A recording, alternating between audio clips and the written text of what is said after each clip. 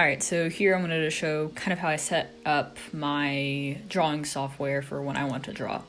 So this is Metabang Paint Pro. I use it on an HP Spectre with a 13-inch display and a stylus.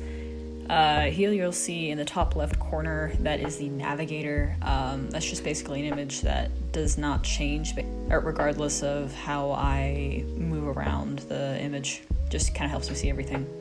The brush control there to the left, the top bar there controls the pixel size, and the bottom bar controls the opacity.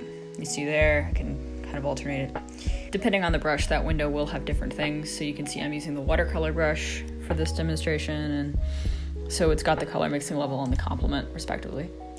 Now there at the bottom left, you're going to see that I have a few different options for brushes. Currently, as I said, I've selected the watercolor one, but I could change it to like a rough pencil like that if I wanted to.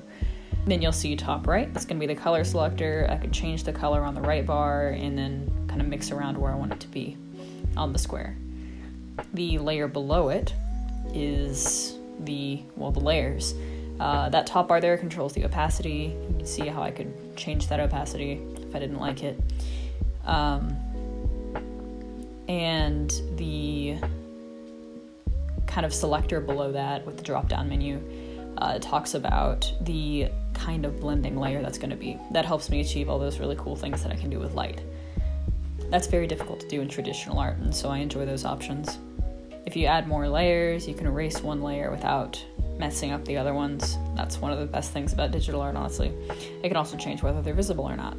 Now to the bottom right, you're going to see the reference. Now from this reference, I can drop colors, I can move it around, I can even flip the image, and that just kind of helps me, have a drawing reference for what I'm doing. The reference shown here is the one that I use for the Filza drawing. Yeah, so this is just my setup. This is what I do every time I get ready to draw.